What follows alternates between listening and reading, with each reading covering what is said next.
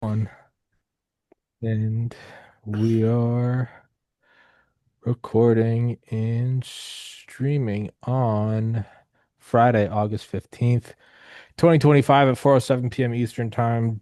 Tom is not here right now. He's being held by the federal police in Washington, D.C. for I can't say what he was caught for, but it rhymes with Schmepstein. So, I held Tom to a higher status, but I guess I shouldn't have. And but it's good to have your heroes brought down a few pegs to bring you back to reality. So, hope he's not killed in prison.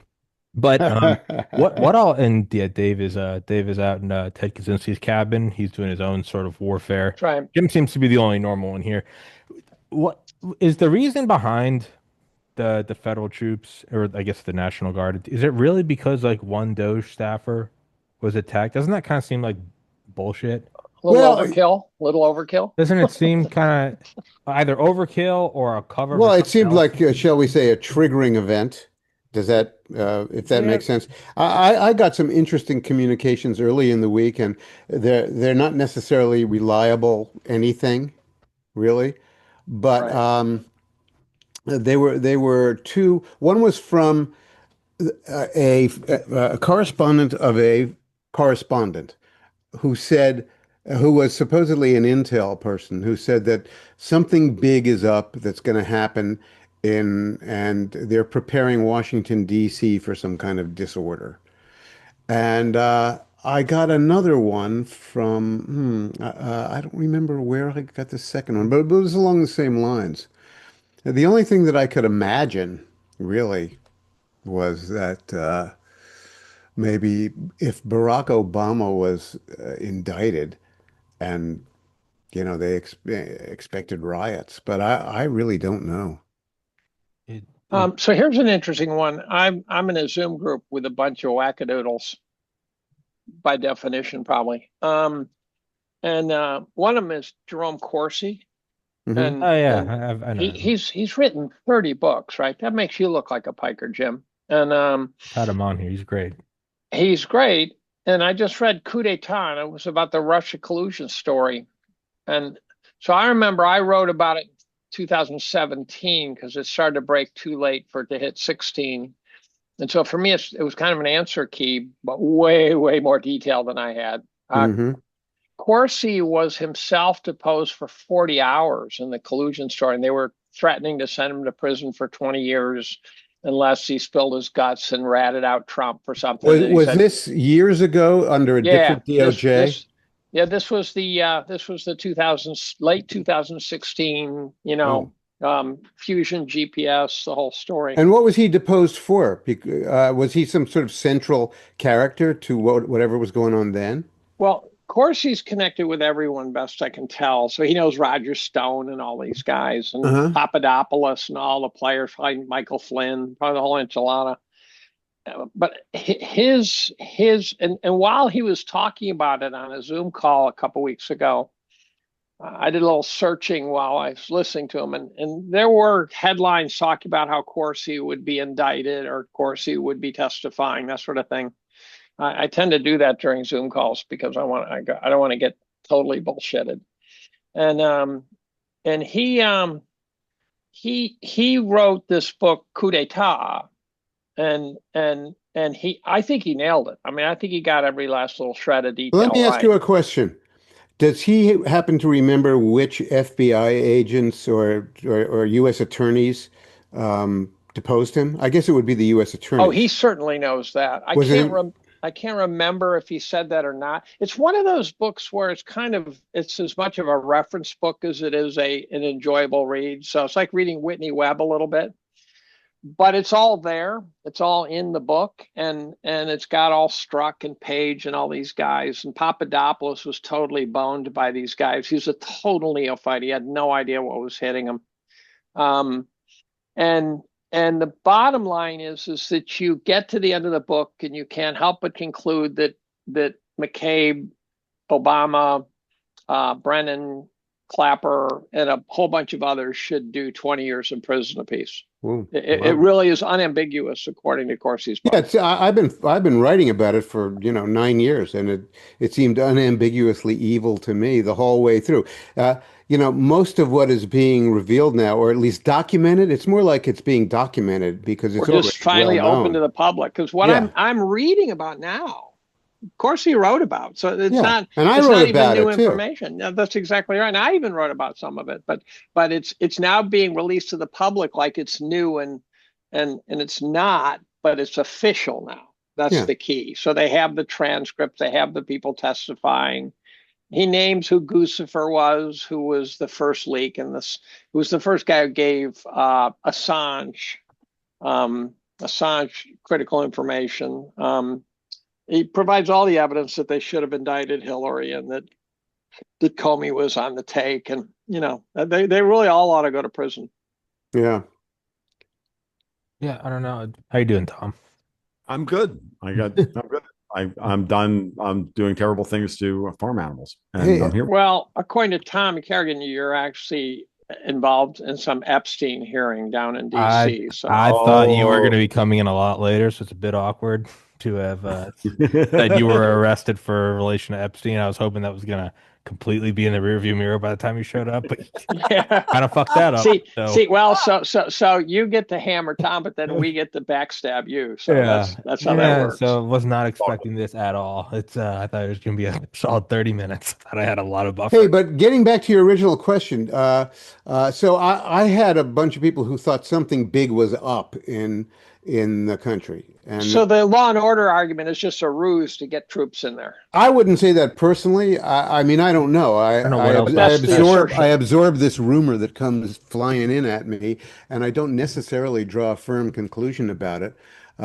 It seems to me that he had good reason to commence a federal takeover of the district, given how sloppy and awful it's become and dangerous. So, you have to give him that too. There's probably something to that. And Big Balls, the Doge kid, who got beat up, it might have been just the last straw. Yeah. Perfectly understandable. So Tom, that's what we were talking about initially. Was doesn't it kind of seem like what's it called? Overkill. Oh, it doesn't seem like overkill, if not an outright cover for moving the National Guard into DC because I mean, I get it, Doge and this, but but that's something that happens like per minute in this country. Doesn't it? It seems a little absurd. He got beat up. He wasn't even killed. And He even just didn't just get beat up. He jumped in to defend someone and got beat up. So it wasn't It was like he being came out of. carjacked. Yeah. His girlfriend was the but girl. Oh, is but that right? Oh, is that right? I Yeah. don't know. Yeah. but it Well, took more time for troops to get to LA than this. You know what I mean? Like I'm not saying that it's fine to get jumped. I'm saying it kind of seems like dog shit. It just doesn't Well, make sense. I don't know what it is. I don't even think the whole idea that it's like the straw that broke the camel's back. Like, I can see it being people being suspicious of it, but I'm not sure that there's more there than meets the eye. I also heard I also saw the report that there was a hundred highly rhythmics running around DC, whacking, beating up white people on Sunday night as well. I look, as far as I was concerned, Donald Trump was not going to take the entire government to Alaska to meet with Vladimir Putin today and not have control of Washington D.C. That's I think he's worried. I think well, that's interesting. Oh, that's interesting. and then the follow up at that That's same press interesting. conference when he did that, they also say I'm starting a National Guard task force to respond to any urban center that gets this is clearly preemptive moves against any color revolutionary activities. They know what the Democrats are getting ready to, and the Democrats in Davos, worst band name ever. That's what they've got. They've got on Democrats in Davos. Davos and the Democrats, worst band name ever. Well, I would just call them the sex stains, and which would be very appropriate. You know the sex stains? Do you know the sex stains? No. Is it a real It's a, band?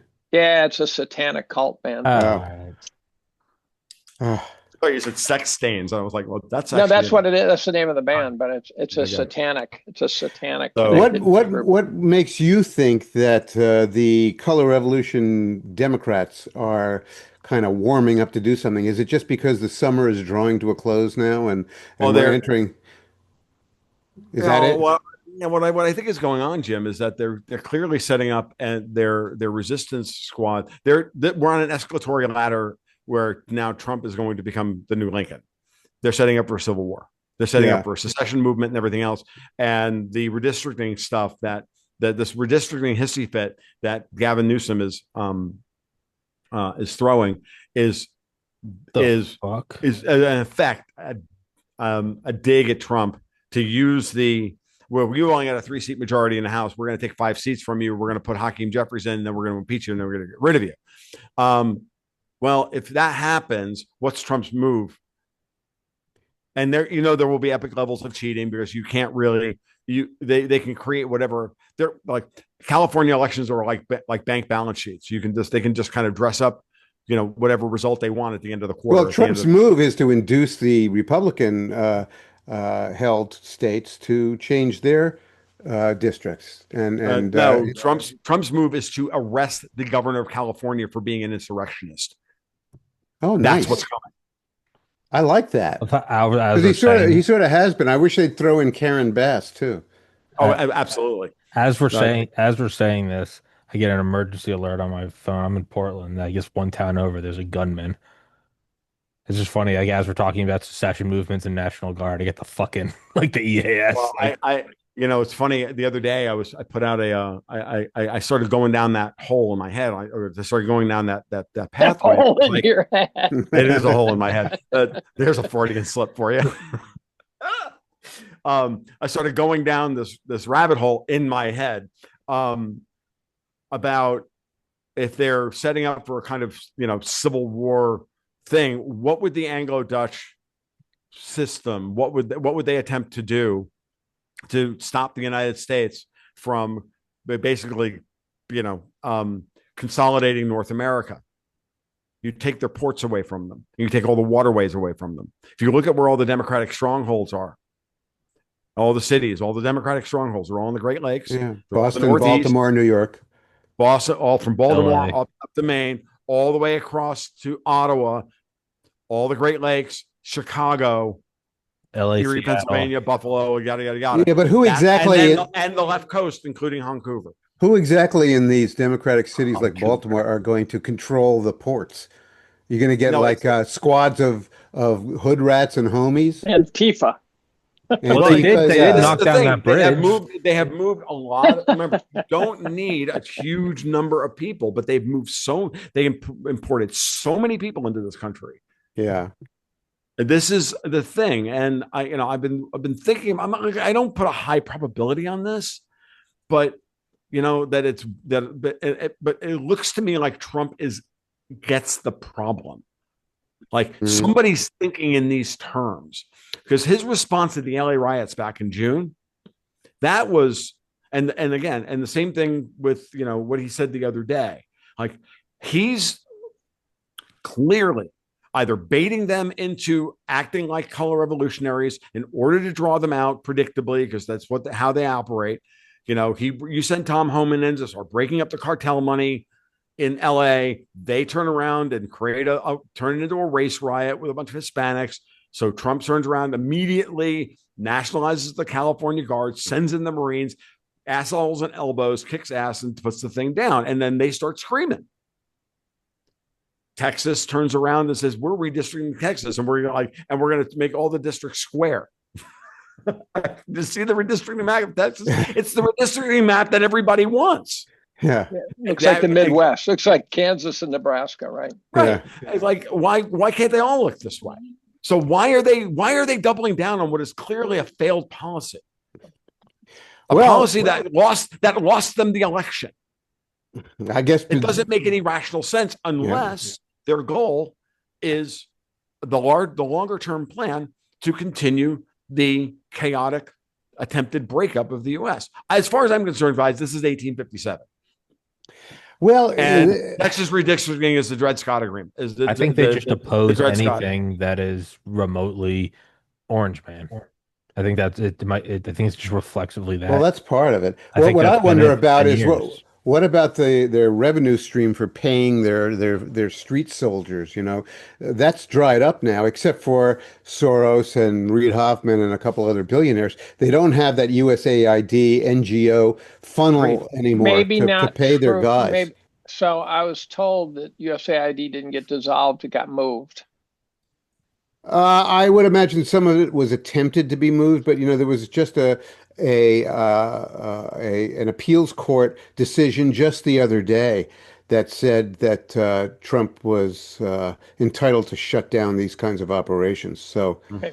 so we'll see, and it'll He's be winning in the courts. He's winning in the courts. yeah, and it would be up to the agency heads. Like we know that certain nefarious operations were shifted around the State Department. Like especially the censorship operations and the DEI operations were, but that was quickly found out and probably dealt with summarily. So, I don't wonder, I don't worry too much about that, but I do wonder where their money's going to come from for color revolutions because, the whole Antifa, BLM, street revolution operation since 2020 has been very expensive, I agree. but they have had a tremendous money laundering operation to support it. And Yeah, and now they can't pay these little weenies with their faggy little umbrellas anymore. I agree. I agree, Jim. I don't know that this is like again. The question is, how many people have they brought into the country who are capable of fighting? Right. That's something we've all been thinking about for a few Right. years. And this is, I mean, and it's and the first thing you've got to do is you've got to radicalize people into believing that, frankly, all their problems come from Whitey. Yeah. Well, but And that's sort of they've failing been now. running that script hard, man. And I'm like, and I don't, I know it's not didn't take in the South because all the black guys I know voted for Trump. Like it's like, I know that. And I live in the deep South. Like I can tell you, like those middle class guys, they didn't vote for Harris. But this is one of those things where we have to start thinking outside of. We have to start thinking about what's just beyond the headlines and what's just beyond our field of vision because we don't interact. Overton window. It has to be opened a little bit. Yeah. So let me pose this to you. Just in there's a lot of cartel soldiers who are going to vote who are going to fight for Gavin Newsom. Let me pose this to you, just because it's what's happening right now.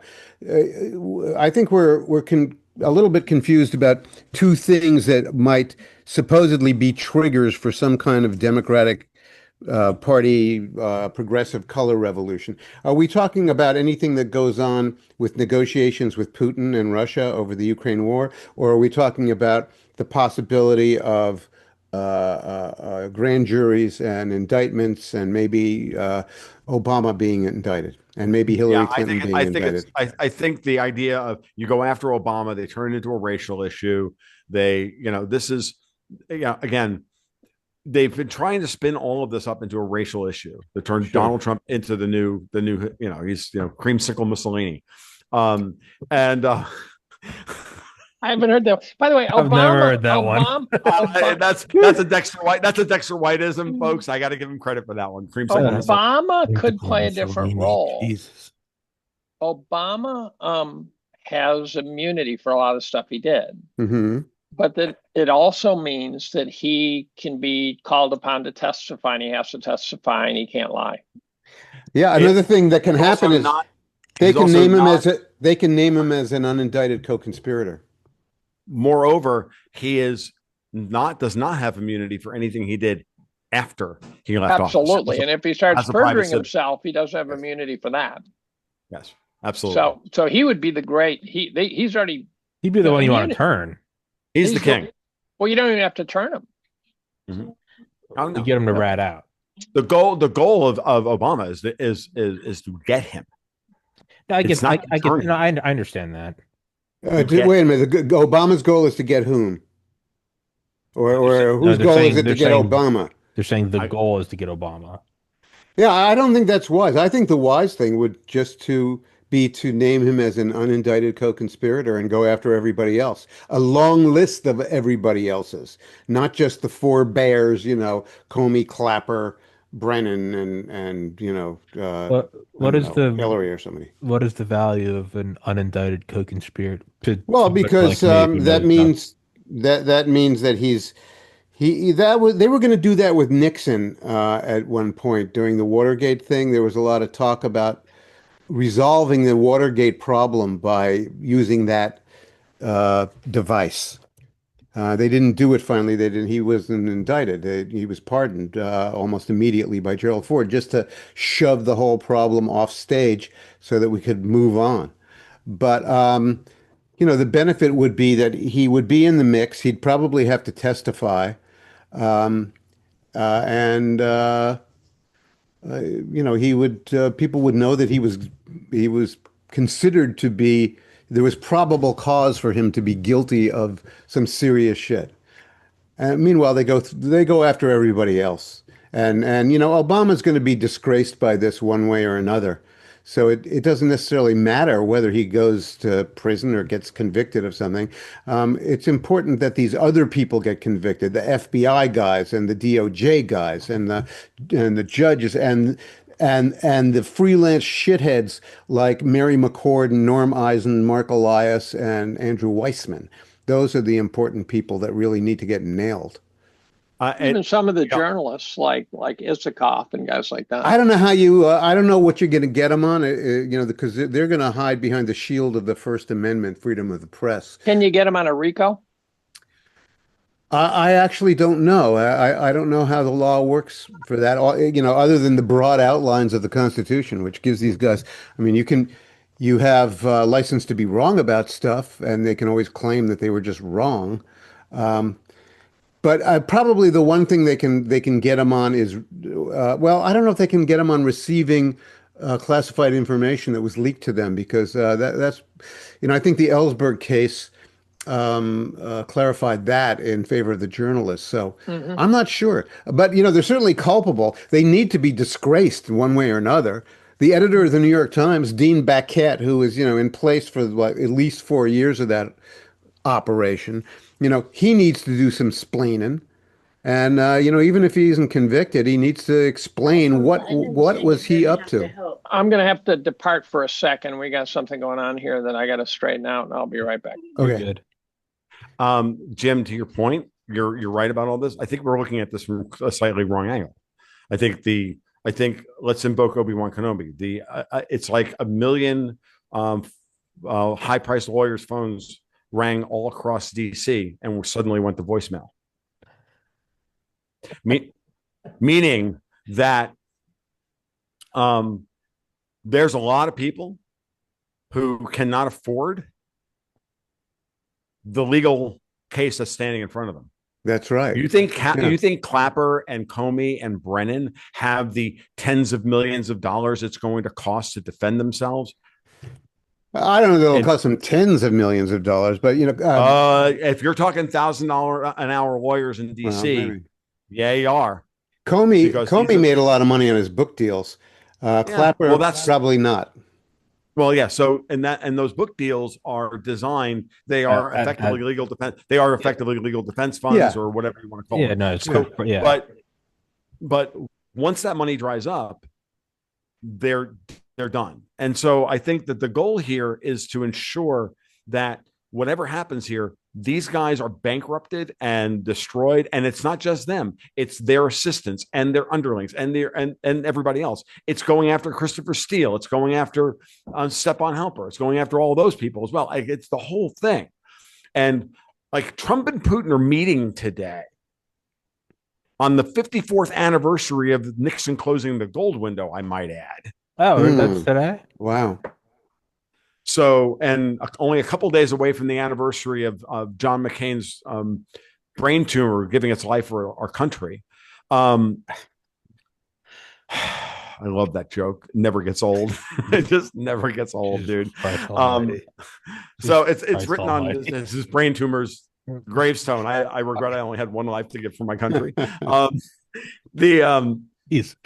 I think that, when they're meeting today because it's all downstream of what Tulsi Gabbard has released and what is on like Monday presented to everybody. Is Tulsi rogue or is this is all scripted? It's not script. It's not rogue. It's not. It's just she's doing the job she was hired to do.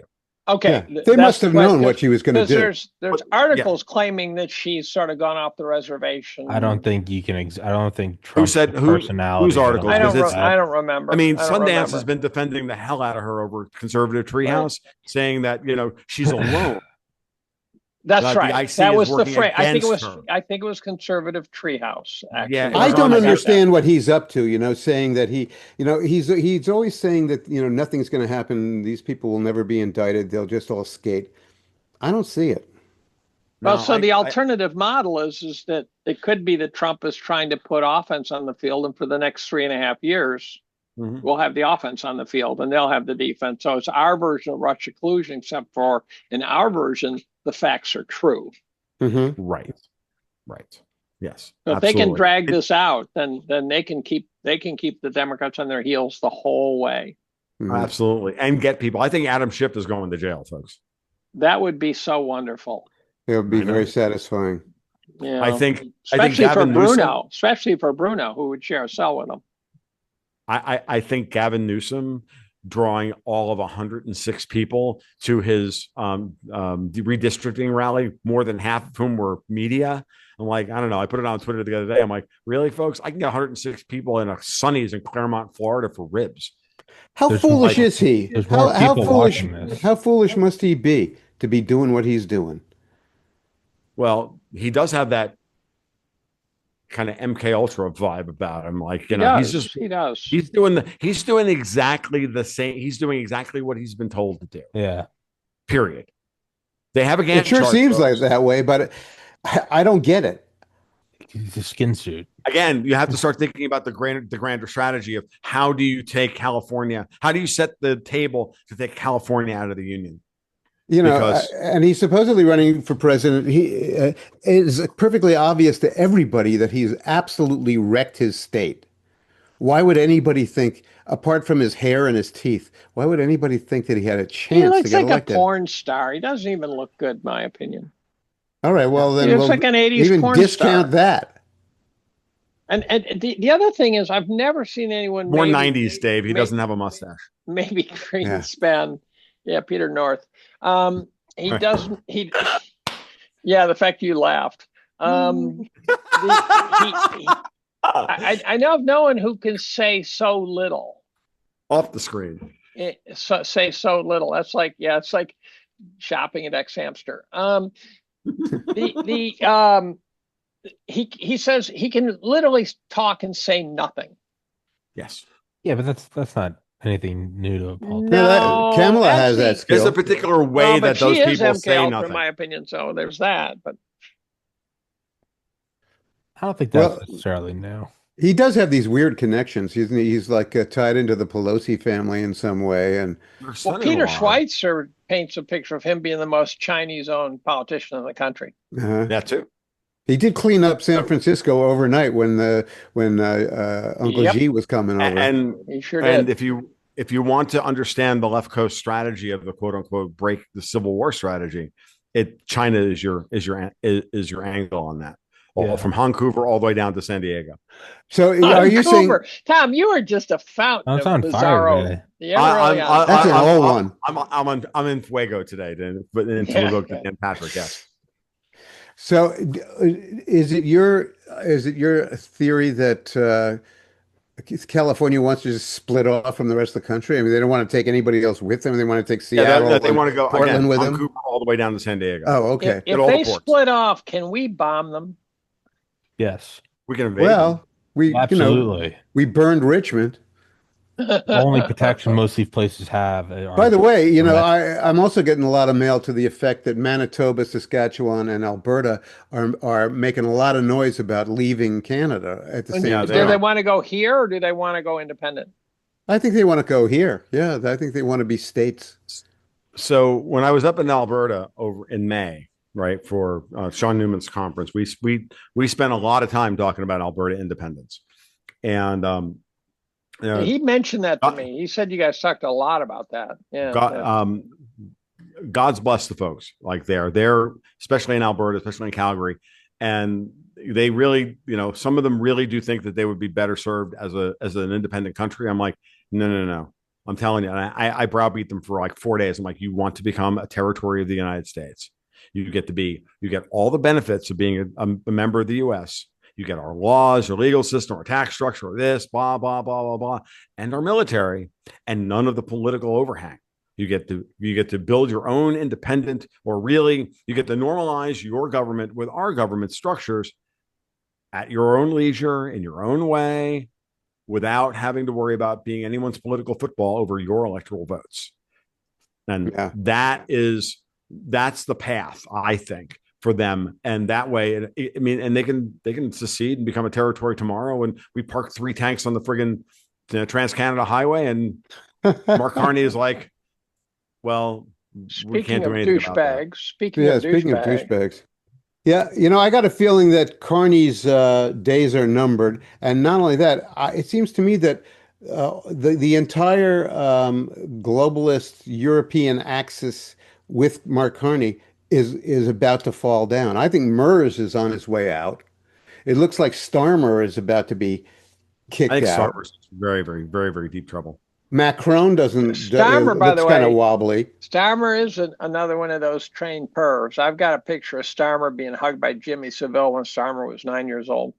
No lie there. I think Keir Starmer is. I look any time when you get summoned to someone else's castle in your country on their helicopter. That ain't Trump's country club anymore. That's his Scottish castle. Right. So both Ursula von der Satan and Queef Stalin got summoned. There we go. Queef Stalin. Oh my God. You have to be a pervert just to sign into this podcast. Well, at least familiar with perv lexicon for you, my friend. Like the fact that I'm getting them is truly shocking. Do you think that Britain can possibly be salvaged? What's that? Do you think Britain can possibly be salvaged at this point? I think Trump is coming to try and save the Commonwealth. Whoa, whoa, whoa. London or the Commonwealth? London or the Commonwealth. That means Canada, the Anglo, all of England and Ireland, Scotland, Wales. City of London will be destroyed. Australia and New Zealand. Why did Kash Patel go to New Zealand recently? I don't know, but it's got me really interesting. But it's a really interesting thing that he did. Yeah, it's a long goddamn trip. Yes, it is. Yeah, and we haven't heard much out of it. But I'm like, it's the hots for Adhern. No, she's at Harvard, and she was in New Zealand. Yeah, she has been at Harvard. I forgot about that. That's Ardern, Jacinda Ardern, the former Prime Minister of NZ. They should make her president of Harvard. She certainly tops Claudine Gay. Well, anyway, Tom, don't you think these people, all these figures, look like they're tremendously unstable right now? Yeah, they are. And that the playing field, the game board, could really change quickly going into the fall. It all depends on. I mean, a lot of it comes out of a lot of. Yeah, today is like a huge deal. Yeah, I mean, the 800-pound girl in the room is that we're sitting there chatting into microphones when Putin and Trump are like carving up the world. Like right now, yeah. They're literally probably carving up the world. I think Ukraine is a very, very small part of what they're talking about. Mm-hmm. I wrote about it in my blog a day early this week on Thursday. Mm-hmm. And but so anybody can see what I think about it. What do you guys think about what the disposition of this Ukraine thing is going to be? Yeah, I'm curious. Even if it's a small part of the picture. What do you mean, Tom, that Ukraine's a small part? I think that they're discussing how they're going. I think that Ukraine is the thing that they settle so that the Russia and the United States can lay the foundation for I wouldn't call it an alliance, but I would call normal relations. Normal relations, yes. Like that's what they're talking about. I think dude, I'm telling you, go all the way back to the mid 19th century, and the plans to put in the a bridge across the Bering Strait, and all of it. I think this is why the Arctic is a very, very big deal, and Canada cannot Canada's a hostile nation on our northern border. We need to start looking at them that way. Anybody who wants to join the United States are more than welcome. And fuck the Laurentian elites. I'm dead serious, dudes. I'm not. I'm done. I'm at Sheila Bravoski levels of hell. Fuck Canada. Like from Well, those southward. people in Alberta are I'm there. really pissed off at the Laurentian elites, especially. They Mhm. feel that all their money is getting funneled over to Quebec. Yeah, it's just all terrible. Like this is they. I think that we need to again go back to look at the globe differently. Stop looking at it the way we always do, which is that Europe at the center and everything else at the fringes, and start first turn it and look at it from the North Pole perspective, and then look at it from this with the center of the Pacific Ocean at the center of it, and you will see two completely different maps, and every reason why the old, call it British, call it Anglo-Dutch, call it whatever you want, like that naval empire, and it's primarily naval, fears a Russia United States rapprochement. I hate to even use the French pronunciation of it because I fucking hate the French too. So, like at this point, like, fuck all of these people. Like they've destroyed America, and we have every goddamn right to say that's enough. We want all our money back that you stole, and that's enough. That's enough of it. We're done. We're no longer bombing brown people for freedom. Fuck off. Like that's where I am. Like I'm dead serious. Like I can't even I can't even begin to sugarcoat it anymore. And I think that's what Putin and Trump are discussing. They're discussing the foundations of what do we have to do to get through this. And Ukraine is how we and Ukraine is the fulcrum on which a new world, a new set of rules-based order, a new rules-based order can start to be worked out. And you're seeing it from the histrionics, from the European press. Remind me, did Zelensky get to stick his nose into that meeting or not? I don't think first he did, meeting, right? no. Second meeting, possibly. That'll just be for show. By the time they have the second meeting, the map will be laid out. The other thing that's really stunning is the importance of the BRICS, in my opinion, is huge. Yeah. And it's not about a currency. And I was one time talking to Steve Hanke by phone, and I said the BRICS is not about a currency at all. It's about alliances. And now there's 25 countries ish who are allied. One time I got asked on a podcast, something about the BRICS. And I said, well, they had a meeting, didn't they? And she said, yeah. And I said, where was it? And she said, Moscow. And I go, that kind of tells the story, doesn't it? Well, one part of the story that hasn't been told is it kind of looks to me like Donald Trump is fixing to kick Brazil's ass. Really? Elaborate on that. Well, at least Lula's ass. Yeah, Lula. Yeah, I think that. Not Brazil, I think he's very, very pissed off at Lula, and very pissed off about what's happened to Bolsonaro, and I think that he's fixing to do something about it. I what does also that think mean? What do something mean? I think he's fixing to change out the government. Okay. It's possible. Send in the jackals. Send the jackals in, right? Well, the thing is, the question is, it's like with Lula in Brazil, with Modi in India, with Erdogan in Turkey. These are all people that like to play both sides against the middle for their advantage. Modi has one step in the BRICS, and he has one step in the old British Anglo-Dutch system. Like he constantly weaves back and forth. Erdogan does the same damn thing. He schmoozes Putin for something, then he claims that he wants to be a member of the EU, and he goes back and forth and back and forth. And the truth is that they're both on thin ice now, because I think the one thing no one in Europe wants is for Trump and Putin to decide, you know what? No, if we don't want Erdogan in power anymore in Turkey in order to stabilize the Black Sea and and all of that, and we're in control of the maritime sea routes around the Arabian Peninsula, the Black Sea, and all of that, and not the Europeans, fine, Erdogan's got to go. Now, the riches of Ukraine would be the spoils that some people would care about. Do we care about it, or is that totally Europe caring about it? I think it's just Europe caring about their Europe grain supply is all. Well, no, I think No, they there's want the other oil resources. and the Minerals. coal. I think there's other It's the resources. oil, the gas, the coal. The C of A's office is a massive So one of the hydrocarbon claims sink. is that Europe has committed themselves to this because if they don't get Ukraine, they are really fucked. Yes, they are done. Yeah. And this is why I think also that Trump wants Greenland, he wants England back because he wants to control the he is making a play for the maritime sea routes around Europe and the Middle East.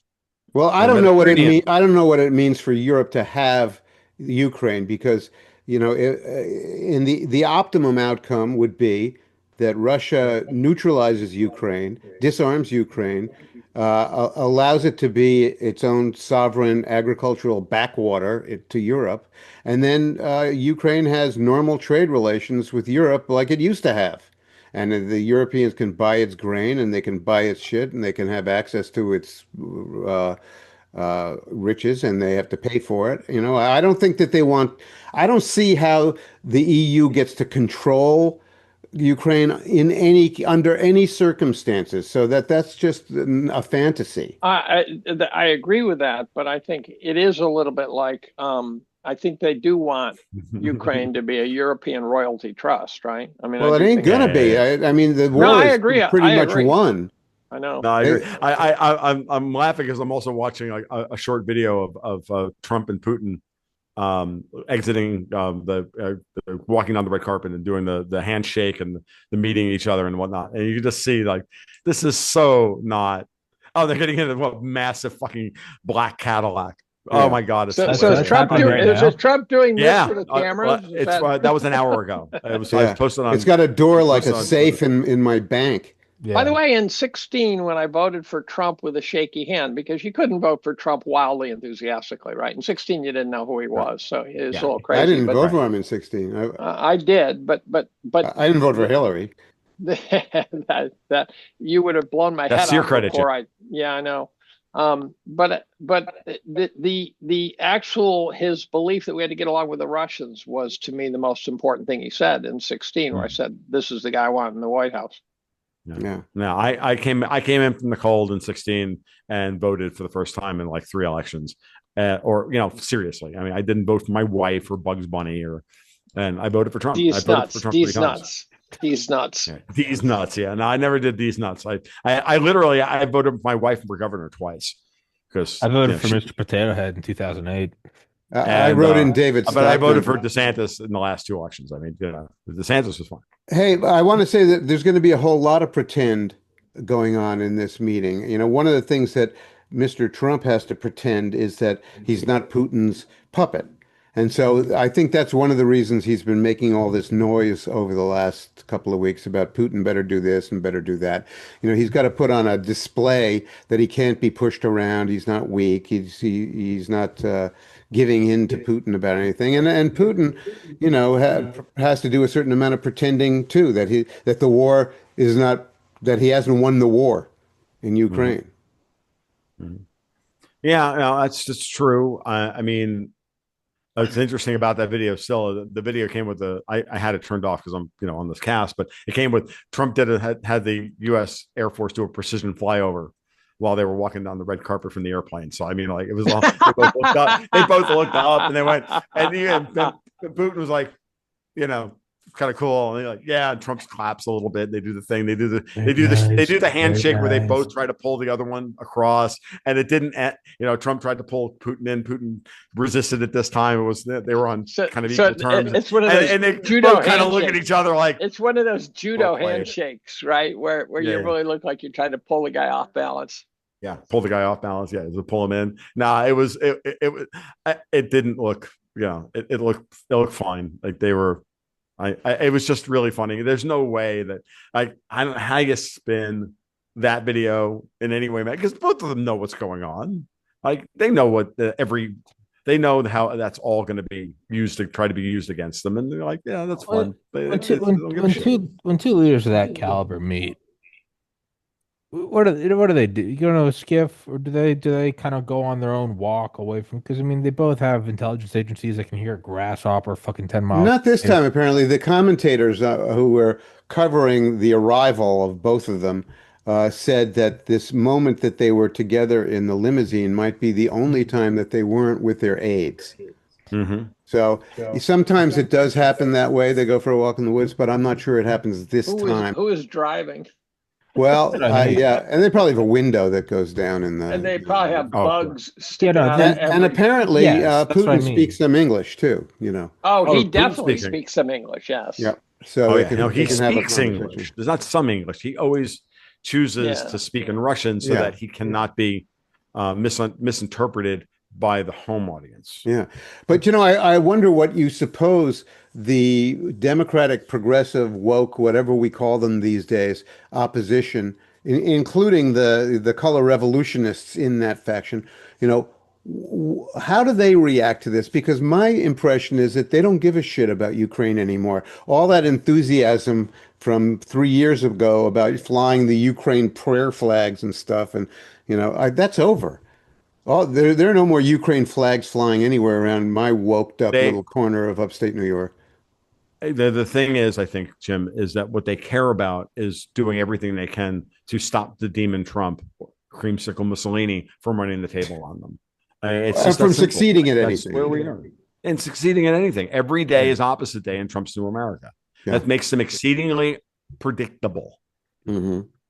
And Trump has used What that and makes you has think produced that predictability against them. So what makes you think they can possibly pull off any kind of a civil war that will not get them utterly crushed and smashed?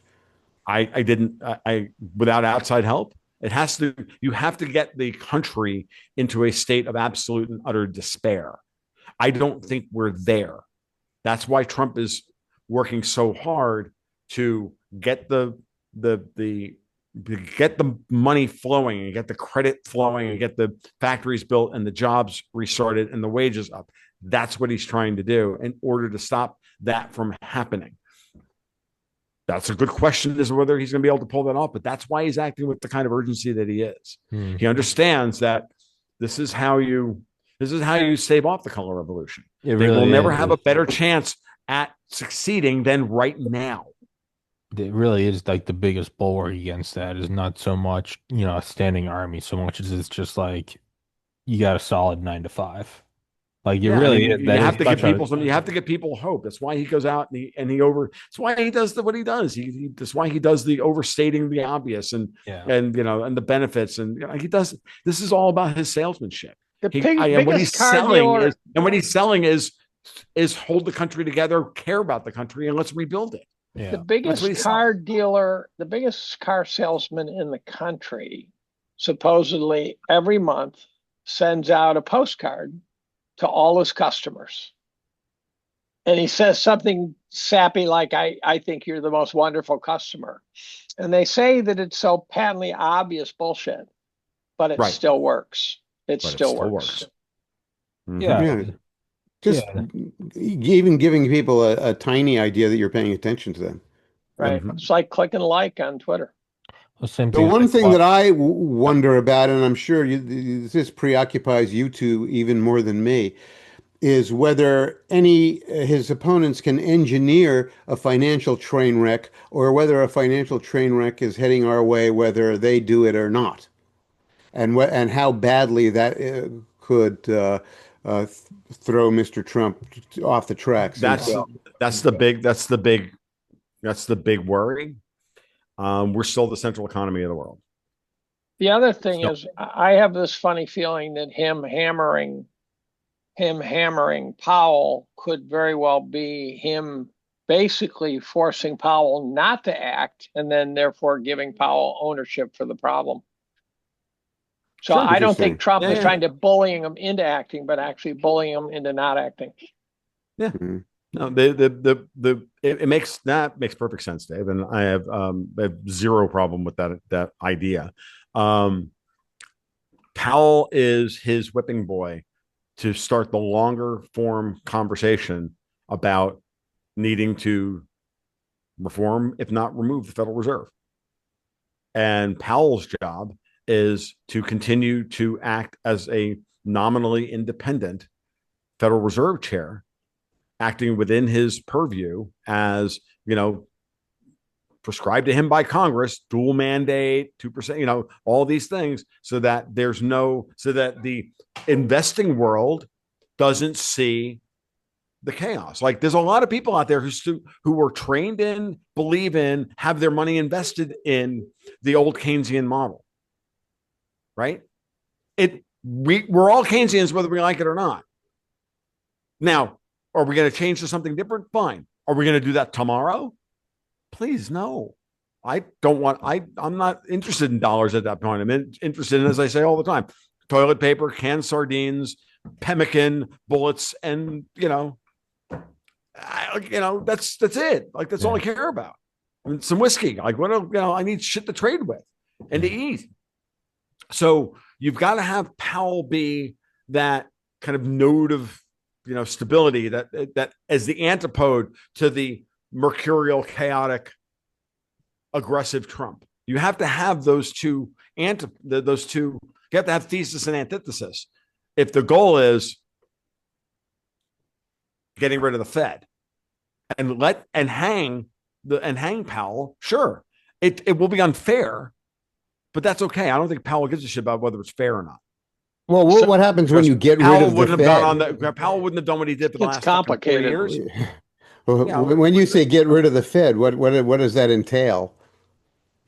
Oh God, that's a 15. That in and of itself is a 10 to 15 year conversation. But looking at the way the stablecoin bill was written, what's happening with all, I've covered all this shit in my podcast with people like Vince and Caitlin Long and others. Like, good, you're well equipped to summarize it then. Yeah, no, I'll summarize it very simply. I'll summarize it very simply.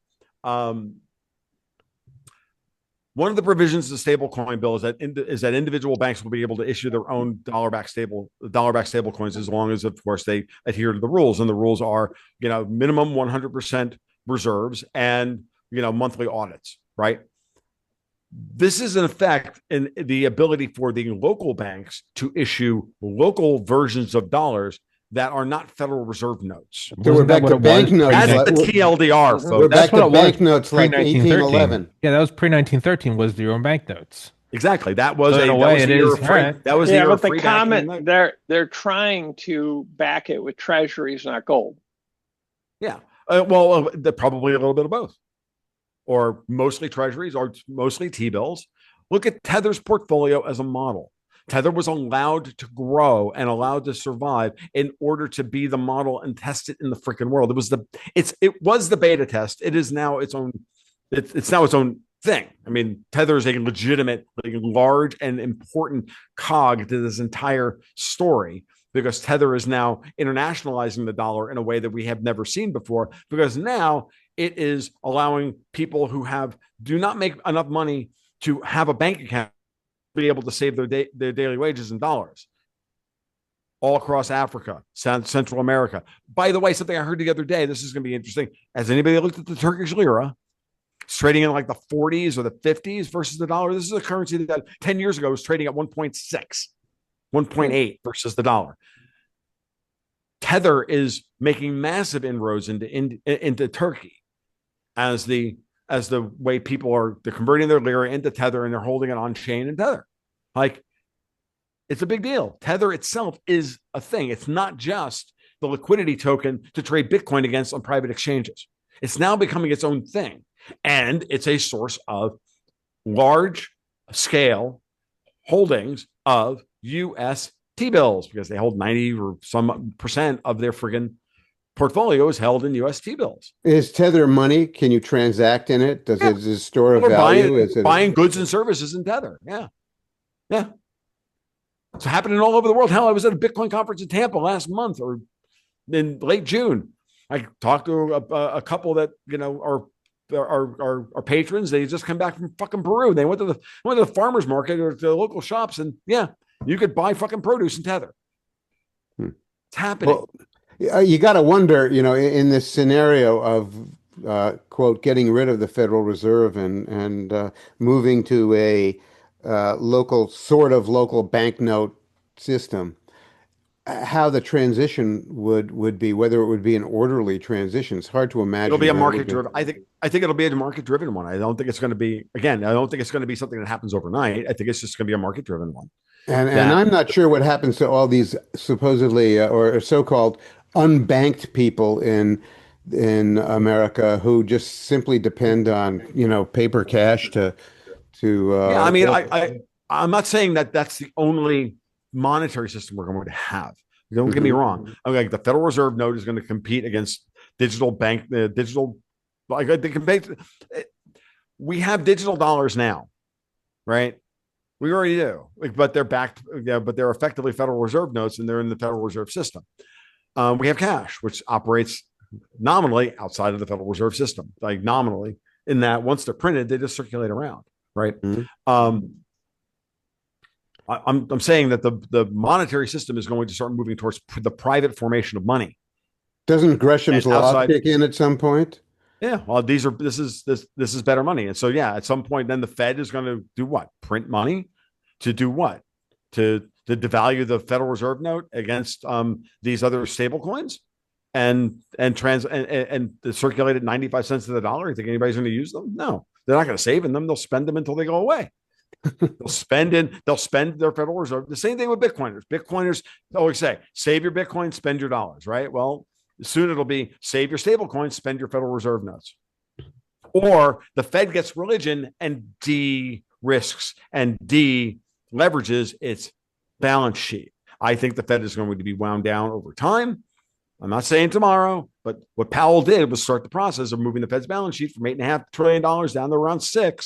The gold is going up in value, and the gold reserves. And Peskin keeps saying, nope, we're not going to revalue gold. We're not going to do this. We're not going to do any of those shenanigans. But we all know that the Fed's holding the Treasury's gold on its balance sheet. As gold goes up in price, it occupies a higher percentage of the Fed's balance sheet in real marketable terms. At $5,000 an ounce, the Treasury gold held on the Fed's balance sheet is 20% of the Fed's balance sheet.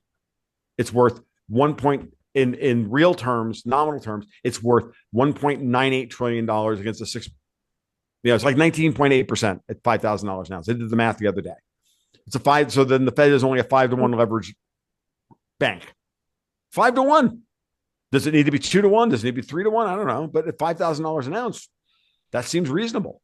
It makes me wonder whether, you can just depend on a handful, a half a dozen of these super giant banks to operate the sort of system that you're proposing, or whether or not, in fact, they're going to have to be a new multiplication of smaller banks. It's going to be a multiplication of smaller banks. Jim, one of the things that Caitlin Long brought up in the podcast we did the other day was that 70% of the credit in the country is generated, instantiated, and issued by small and regional banks. The big banks aren't the engine of credit growth.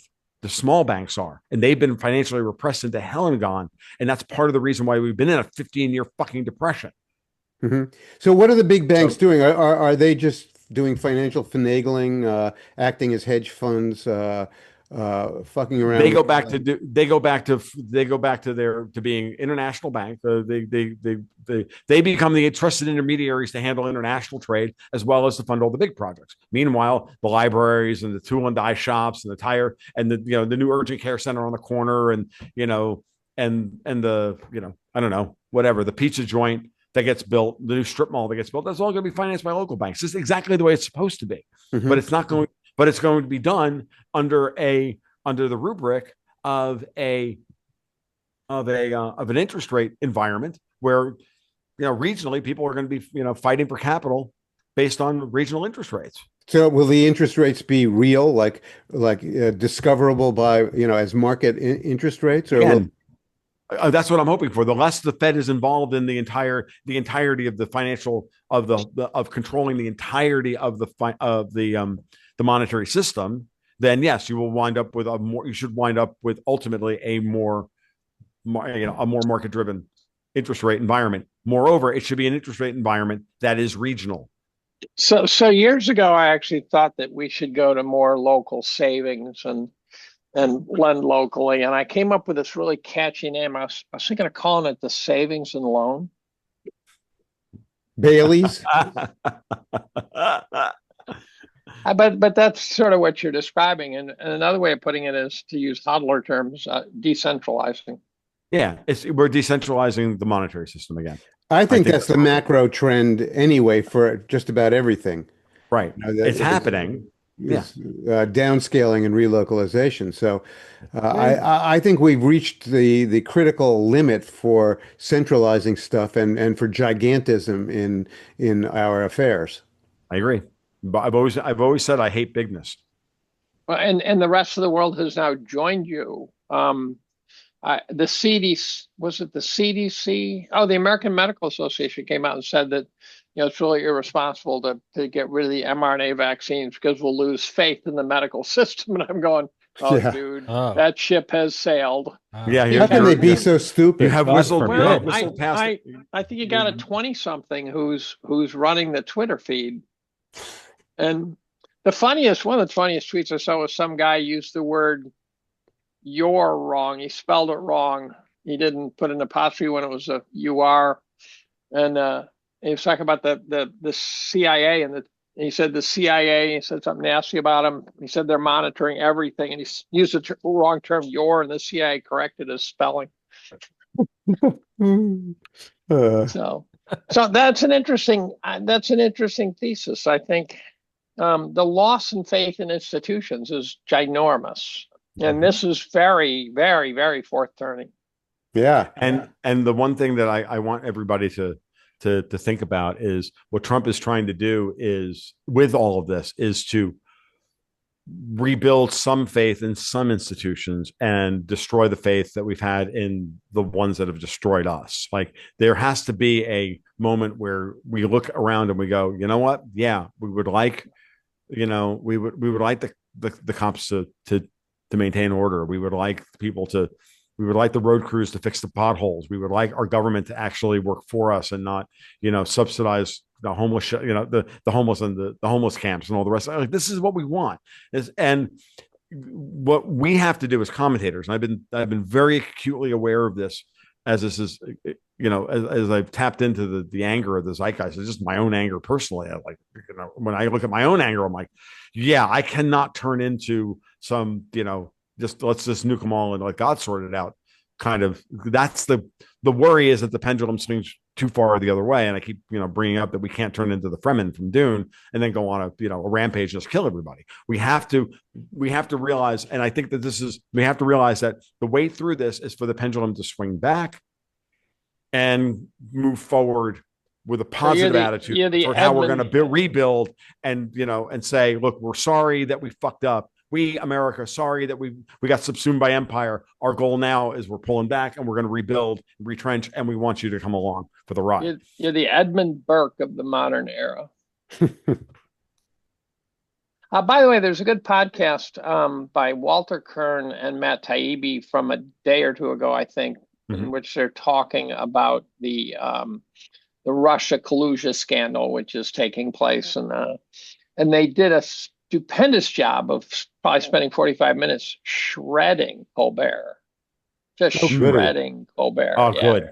Oh, good. What do you suppose happened to his personality? I sent Walter the video that the pedo hunters say is Colbert tormenting a little child. It's clear that the kid is in huge trouble, right? The kid is in a situation. Oh, you should. Is it a real recording of Colbert? I know what you're talking about. Bad? No, they think it's Podesta. I remember that from like 20. That's not Podesta. No, well, the original thing was they thought it was Podesta. No, I know what you're talking about. It's horrible. So there's this video of a kid who's clearly in big trouble. This kid's probably not going to survive based on it, and someone's tormenting him. The music it's like behind like a foggy kind of yeah.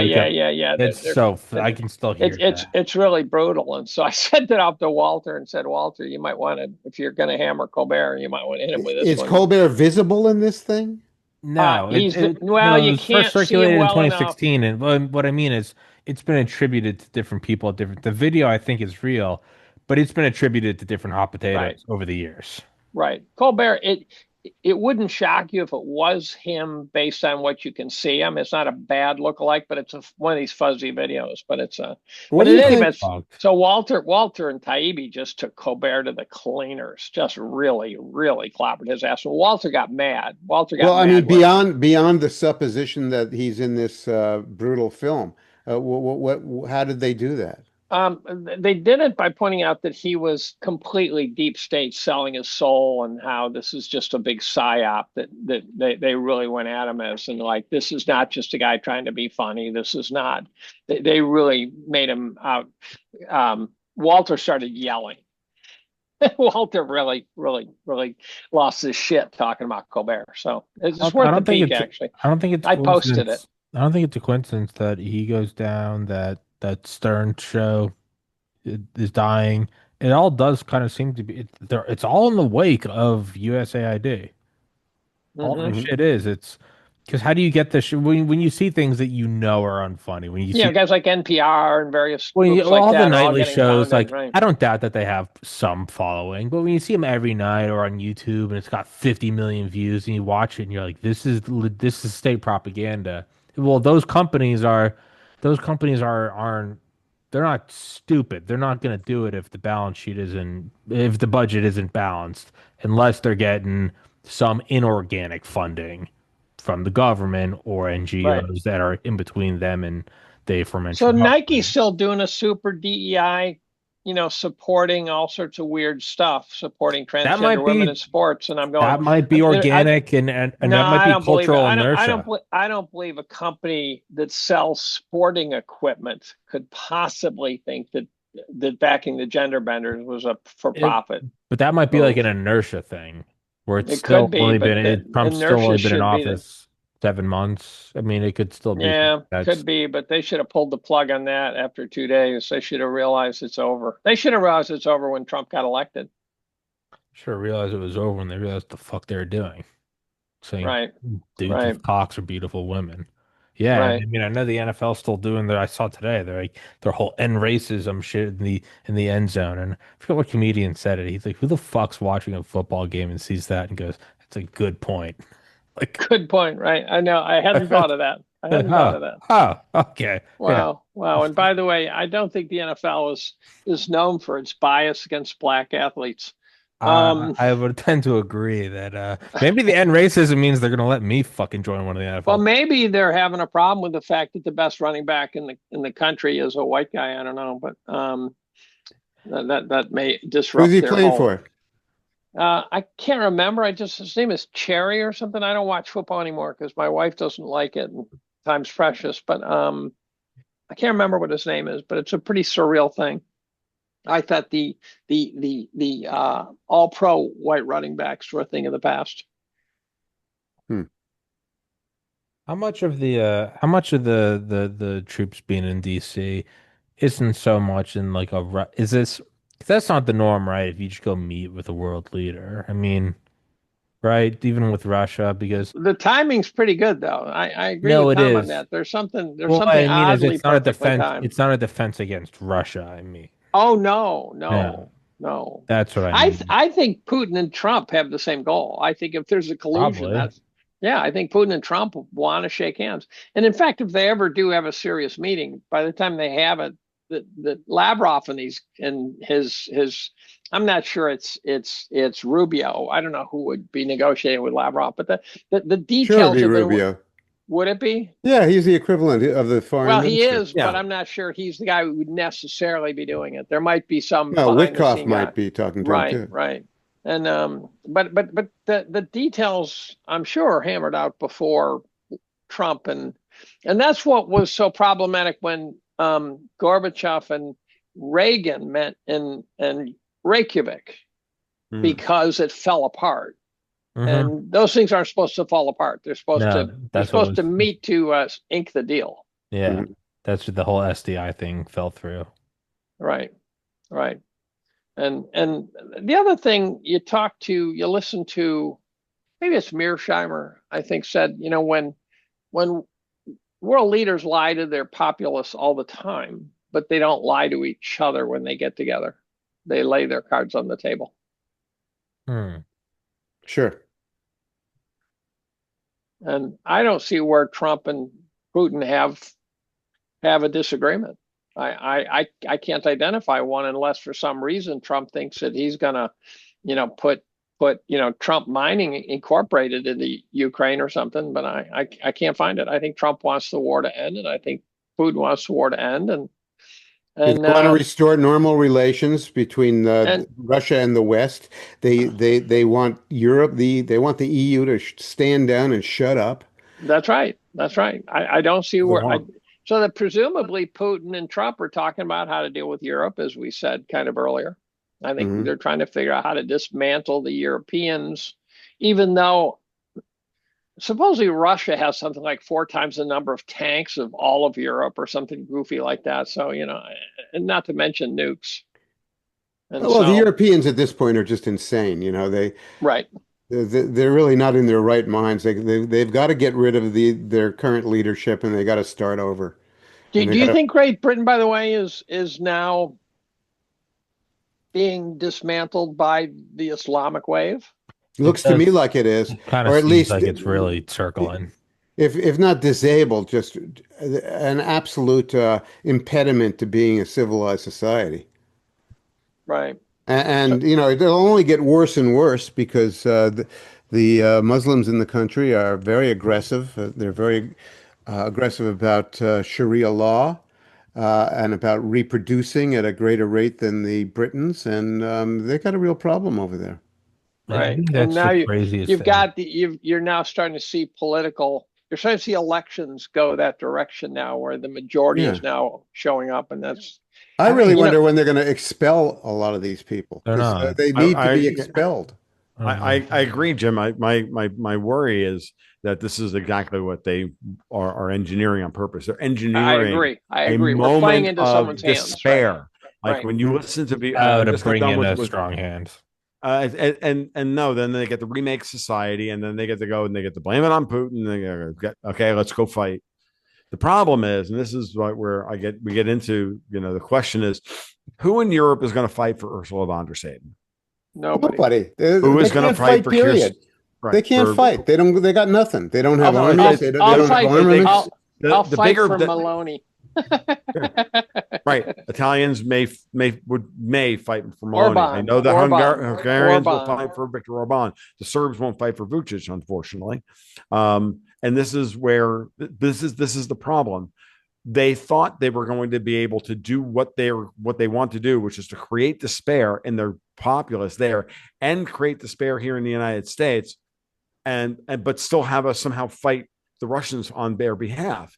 Mhm. And they don't have, and that's not what's going to happen. Mhm. They're going to get, like, I'm telling you, I think Trump is, if Trump and Putin can't come to a reasonable arrangement about Ukraine, meaning to quote unquote end the war, or if they do come to, let's put it this way, they do come to an agreement about ending the war, and the Europeans don't like it. Warren Armstrong's been banging his shoe on the table about Khrushchev saying the talk is that NATO is going to move 250,000 troops into Ukraine. I Now, don't believe that. I actually don't believe that. I look. I'm not. I'll tell you why I don't Let's take believe it. because I think he'll My come point back. is, let's I take it think as they'll come true. It back doesn't in matter body if it's bags. true They'll or not. come back in body bags. That will be the end of that. Well, that's little what I'm getting adventure. at, Dave. Assume that it's true and then play the scenario out. Oh, What ugly. happens? Trump and Putin come to an agreement. Trump says, I will give, but Trump tells Putin, look, I'm going to give the Europeans the same defense guarantee, basically, that I gave Israel, which is, yeah, you can go fight over there in Iran, but I'm not going to go really do it for you. I have my own plans over there, and I will defend Israel, and that's it. And you guys can duke it out. Hey, I got to ask you, Tom. They can be, and then everybody gets destroyed, and the Europeans get the lesson. This game is over. Whereas Trump only commits a certain amount of support, which is basically defensive air support. The rest of it is all Europeans. The Europeans send 250,000 people back. The Russians send 250,000 Europeans back in body bags, and this fucking thing's over. Okay, now that's very hypothetical. What I I'd know like it is, to do, what but I'd that's like the to do, framework. since you mentioned, what are Putin and Trump talking about vis-a-vis Ukraine, I got to point out, I don't think there's much to talk about. It's sort Right. of, it's I don't self-evident what's either. happened. The Russians are going to control the Donbass, and they're certainly not going to give back Crimea. I mean, that's No. just not going to happen. I think there's only one issue. Only one issue. Are they going to allow Ukraine to have Odessa or not? That's I, it. I agree. And I and, think and I think they And probably does have Trump to. care? Does And they Trump care? probably have to. Yeah, I think they What? probably What? have to. No, They, no, I no, no. absolutely think so. Why would Trump care? Why Because you wouldn't he have to just hand get it over? because I think because to make Ukraine to allow Ukraine to function, just to export its grain, it's got to have a port on the Black Sea. So that would be no, the last I port. think that would be their last port on the Black Sea. Wait, Right. what I think is that Jim, you're onto something. And He's on we saw something. no, you're right. Absolutely. He's asking the right question, right? And the right What is there question to is argue about? What is there to well, settle? what's the argue about is who actually controls Odessa, who actually controls the ports. And we got a clue about this a couple of weeks ago where there was a report that an American company came in and bought up the port logistics. So in a couple of there's like 7 ports in Odessa, and the Americans are moving in there. What Putin wants is the fucking British out of Odessa. It doesn't matter if Kiev is in charge in Odessa or not. What matters is that the fucking British or the Anglo-Dutch What or is their whatever presence? What's their what's that? presence in Odessa, the Brits? Do they own any of those port They facilities? have a where do like every you've got the major air base in Romania. You've got Kiev and London have been coordinating out of Odessa so many of the strikes against the Russian Navy in the Black Sea and the strikes on Crimea have all come out of combined operations out of fucking Odessa. That fucking grain deal was bullshit. The reason why Putin had to shut that down was because the fucking Brits were using those ships to ship fucking weapons into the goddamn. Well, it doesn't it seem Ukraine. pretty self-evident that the Russians are going to insist Same upon bullshit that the Isn't it they self-evident that the Russians are going to insist on controlling Odessa or for a while there's anyway? somebody or some third party Neutral. that they Neutral, trust. What third Yeah. party could that It possibly would be the be? United States Well, Colbert. under Trump. Colbert. yeah. I don't know. I look, mean, like that's the it's best I got, Russia's. man. The basic That's the best I proposition got. is it's Russia's sphere of influence. It has been for 300 years or more. And if anyone is going to control what's going on there, it's going to be the Russians. But what they have to do is that they have to control it properly and allow the Ukrainians to have a country, have a life, have an income, and not become despotic about it. Okay. Look at what the Azerbaijan Armenia deal was all about. The I United had no States, idea. the United States interests control the corridor there now. But Nagorno-Karabakh is over, which is an old fucking British leftover. Put both sides, but people because Pashinyan is a fucking George Soros plant, dudes. Okay, so as opposed to the Russians couldn't settle this fucking thing, but the Americans did. Well, whose territory does it end up being? Azerbaijan's. And that's going to weaken Pashinyan in Yerevan, in Armenia, and probably finally get this fucking cockroach out of office, who should have been overthrown years ago. But they couldn't, but he's hung on and hung on and hung on. But you give up this, that's it. That deal is so lopsided for Azerbaijan, Putin will smile because it will get rid of Pashinyan in Armenia. Meanwhile, it also removes the Turks and the Israelis from the region. That means the British from the region. The United States is in there. And then let's talk about all the smoke about the United States investor buying Nord Stream 2 to ship Russian gas into Europe. The framework, those two pieces there tell you give you an idea of what the model may be for Odessa is what I'm getting at. That's why I was putting that out there as a possibility. I don't quite get how the British suppose that they can maintain their influence in any of these places, given the condition of their country and their military? Not the They got country. nothing.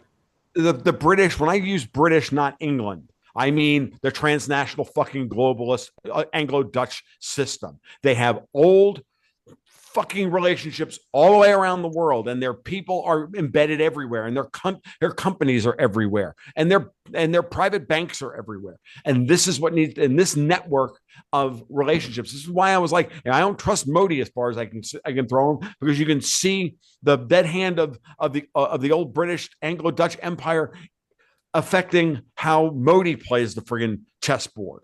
I've been saying this for years. So this is why if Trump and Putin get together, they get to be the one that puts the pincer on all of these people who have been like, give me. I'm like, how about fuck you? No, you work for us now. Fuck you. No, you work for us now.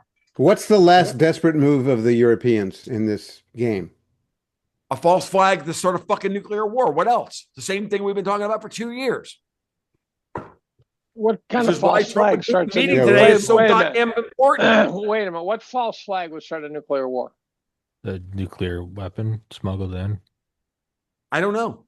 I don't have an answer to this. What I'm telling you is I look at this is the escalatory framework where you put things like, how many times did Assad gas his own people when he was winning in Syria? How many times did he do it in which I actually believe it? 0. But 3 times when he right. But that's what I mean. So Putin's winning in Ukraine, and somehow he's going to then do something fucking throw a Hail off Mary. the fucking board crazy, like nuke In fact, Kiev. I really miss. So here's the story. I've had to go back and read my annual reviews because they're being hardbound by Bob Moriarty for some reason, and I will probably, if I sell them, I'll probably make $300. But I've had to copy edit them, and I talked about this before. But when I wrote about, for example, Syria and the white helmets and how they were actually the bad guys at night and the good guys by day, and the whole thing was just bullshit, and that the gas attacks were fake and everything, you really felt like you understood it. I don't feel like I understand any of this stuff now. I can't keep up with it, and maybe it's it's too. I can't metabolize the data fast enough to make sense of it.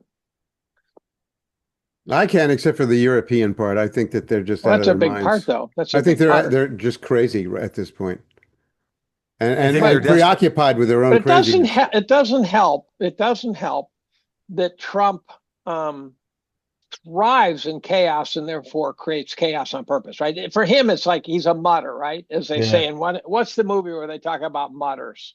Where he plays well on a muddy field, and so he muddies up the field, and then it's home field advantage for him. And so you're sitting there trying to make sense of it, where Trump is explicitly trying to make no sense of it. And people who hate him think he's just an idiot, but the 4D chess model is not crazy. I mean, it's the fact that Trump could be acting as Bill Maher said. The guy in the White House is not insane. The guy you see on TV is. Yeah. And remember that Vladimir Putin is a judo master. He's a master of a lot of stuff, right? I mean, the other thing is he knows about keeping his opponent off balance. That's right. That's right. So Sun Tzuing it too as well, probably while he's at it, right? Now, Putin, I think, is the most grounded world leader on the planet. Yeah, he's like the most milk. Do you hear him? He's the most milquetoast guy. Putin. I seems very relaxed. Well, he's wrong word. Very, very purposeful. He doesn't throw around. He doesn't throw bullshit. He doesn't. When he says something, I go, you got to take it at face value. Yeah. There's no political correctness. There's no bolster. It is just kind of. And he might be lying tactically, but he doesn't. He and Trump are totally opposites in that sense, right? Biden was a liar. Trump's a bullshit artist, and Putin just goes right through the front door. Yeah. A great way to put it. Putin will exaggerate, tactically. He will play his game. He's very good at how he shapes his narratives. The Russians are good at propaganda. It's just a different kind of propaganda. And Right. I don't say that I don't say that derisively. I don't say that dismissively. Oh, not a bit. I say No. I say it with absolute respect. You just have to know I what it agree. is. I agree. And Trump lies strategically. In Trump fact, when the head of the Wagner group, what was his name, who supposedly got brought down by Putin? Prigozhin. Yeah. I never for a second believed that he and Putin were having trouble. The evidence pointed to the fact that those two are working together just fine. I think someone else took him down and then tried to hang it on Putin. that would be the British. When he got taken out, supposedly Putin rushed back to Moscow, and I'm going, if he took him out, he wouldn't have had to have rushed back to Moscow, right? Yeah, he would have been in position. Wherever that. Occam's razor on that was that Prigozhin did the thing and went against Putin, and Putin had him killed a year later. No, I think it was the failed rebellion. I think in the end, that was more definitely an operation. I mean, Prigozhin could have. One of the theories is that the Wagner group was, as they were supposedly moving on Moscow, moving surprisingly close to Kyiv. Yes. And so the idea is under cover of we're going after Putin. He moved troops into a tactically better position. But then he made the mistake and then they wound up in Belarus. But he went to Africa, and I'm going, why would your main man, why would you let him get on a plane and fly to Africa? Yeah. And then why would all of his men who defected, they all wound up in Belarus? All the ones who were loyal, they all wound up in Belarus right on the border. I always thought they were 75 miles from Kiev. I thought they were trying to smoke out moles or defectors. Absolutely. That's what I thought it was. Yeah. Find out all the CIA assets who were probably like, go, this is the window. I feel like that's what they're probably doing. Yeah. Or it's above our pay scale. But it probably is. Or it's above our pay scale. What's going on in Gaza, Israel? It's been quiet. I think at this point they have to move in and take it just to fucking like cover up whatever bodies are left. I think at this point they're like, we got to get in there and just so it doesn't, whatever they do find is like 1/10 of what we've done. I think at this point they're like, we have to go fucking like burn. Do you think that the model I like, for example, is that Trump and the president of Iran, I can't remember his name, Tom will know it, set up the raid on the nuclear site to make it look authentic, and then set up the counterattack to make it look authentic when actually nobody died, and so that they could say to the Israelis, now shut the fuck up. That's basically my take. Right. I think they did. I don't think it was all fake. I think we did what we needed to do, and we sent the message to the world as to what we're capable of. But we probably told Iran we were going to do it. We let them know, so that they had, so that their civilian, enrichment program. Well, it's like when Biden went to Kyiv. We let the Russians know he's going to Kyiv so that they wouldn't bomb the shit out of him by mistake, right? And the other thing is, so that kind of took that war off the table based on that argument, which I thought was a brilliantly simple tactical move. Got rid of the boogeyman, and all of a sudden we're not talking about it anymore. I still think, I've been fairly quiet for a couple of years now on Israel Gaza, but I've decided that I'd made a transition from being ignorant. I read a bunch of books in the Middle East and none of it stuck. And then I realized that no one understands the Middle East, so I shouldn't feel bad. But I reached a point where I realized that I had sort of crossed over a threshold where being silent was started to border on cowardice. And that I had, so at some point I'm going to write something up and say, here's the deal. Israel has committed atrocities. Did you see the other day that Grok started spewing atrocity stuff out on Twitter? So people started asking, and then they brought Grok down for a half hour for a little tune-up, so that Grok came in a little more ambivalent about what went on in Gaza. Is that separate? Or is that separate from Mecha Hitler? That was about a month ago. Did you guys see Mecha Hitler? Oh my No. God, he went fucking crazy. He just started Mega Hitler? Mecca Hitler. Mecca, And yeah. Mecca oh Hitler. my God, dude, that was I don't know, that might have been the best 12 hours I've ever seen on the internet. What was it? Mecca Hitler, it was just everything. I think that Everything is just it was just the Couldn't fucking have been everything. What was it? everything. It's like the Holocaust isn't real. Israel runs the United States. The Mossad is occupying our government. You're never allowed to question yeah. them. They're the anti-white movement, the Kalergi. It was just like it was so on. If it was a movie, you'd be like, "This is retarded," but it was We insane. we we And then should they killed him find that out. night. We should always figure out what we're not allowed to talk about and talk about it. That's the bottom line. Well, and then Mecca Mhm. Hitler's last thing was, "If they kill me, at least I'll die based." Like that was it. It was fucking dude. He was posting images of just him as Hitler, but made out of like chrome, and he's like, "Mega Hitler will never be silenced." Like, and then That's people on that's Twitter started tweeting and saying like, "This is not. We don't stand by this. Like, something's gone awry." It was why, dude. Look, Do you remember look up when Mecca Hitler, when man. J.P. Morgan had asked J.P. Morgan a question? So J.P. Morgan said, "We'll field questions for you." So the J.P. Morgan Twitter feed said they'd field questions for you. And someone came out and said that people were saying things like, "Well, I have 20% mortgage-backed securities. I have some CPDOs and CLOs and this and that." And I said, "Am I diversified enough?" That sort of thing. And within about a half an hour, J.P. Morgan put out a tweet that said, "We're going to have to rethink this strategy." Um, so what's going on with Israel?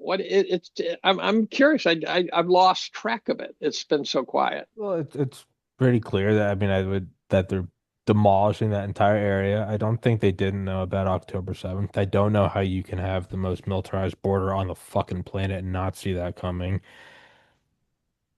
And then they're going in, and it seems like they want all that land, so they're gonna fucking kill everyone. They're gonna dress it up in a million different ways, but it seems that's pretty obvious. And then the fact that if you talk I about it, it's a also hear lightning they're rod, I think trying to that take parts of Syria. yeah, it's expansion. Right.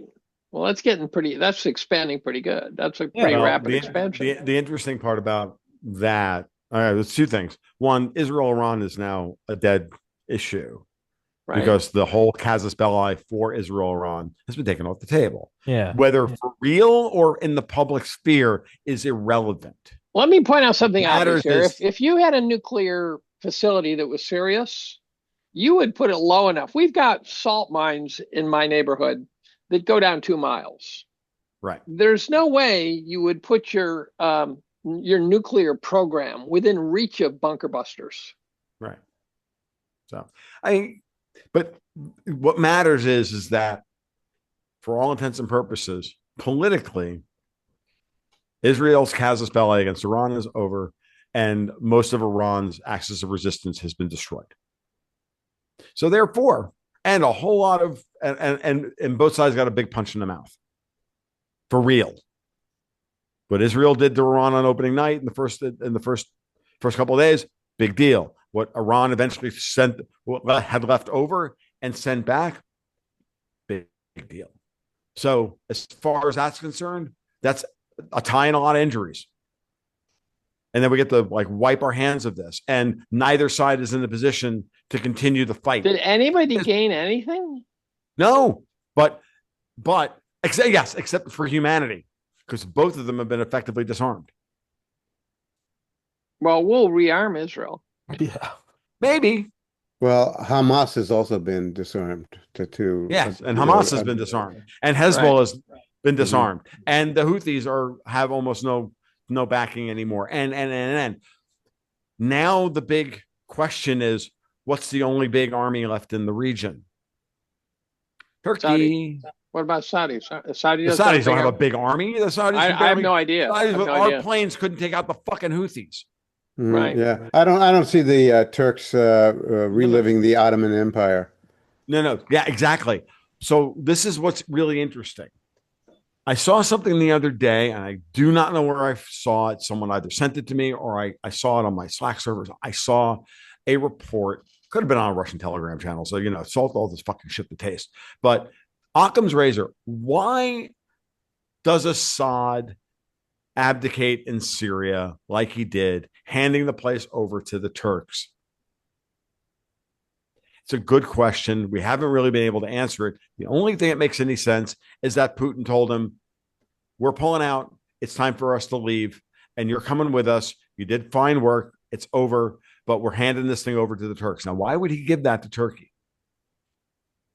If for no other reason, then that's part of the to-do list to disarm the Middle East by sending the Turkish military, which is now extended into Syria, now fighting local conflicts all over Syria, along with their problems in the eastern half of the country with the Kurds, and a hyperinflating currency. And somebody pointed out to me on a space I did the other day that the Turkish military is not paid by the government; it's a private organization. And if they don't get, if the government, in fact, they're a private organization, then the government has to pay them. If the government doesn't have any fucking money to pay them, how are they going to get paid?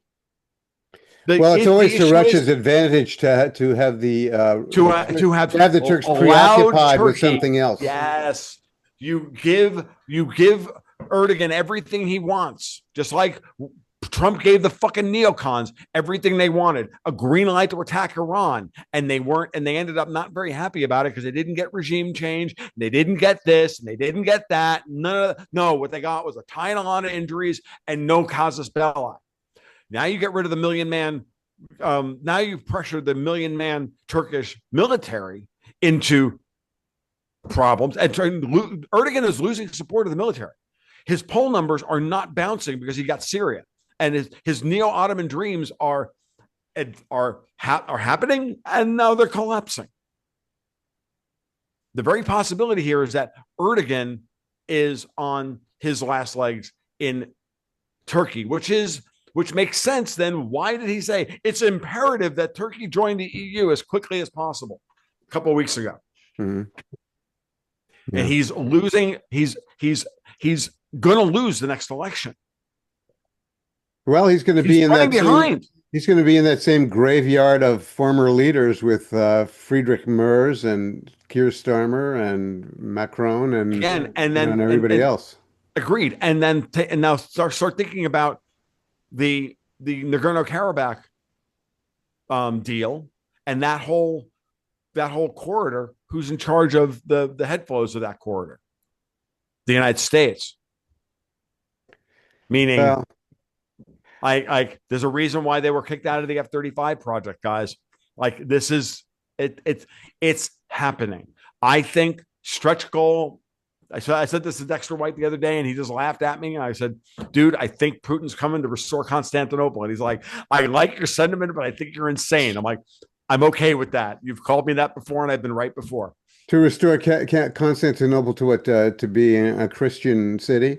Oh, well, the problem is, of course, is that it's been so thoroughly Islamified. But this is the big question.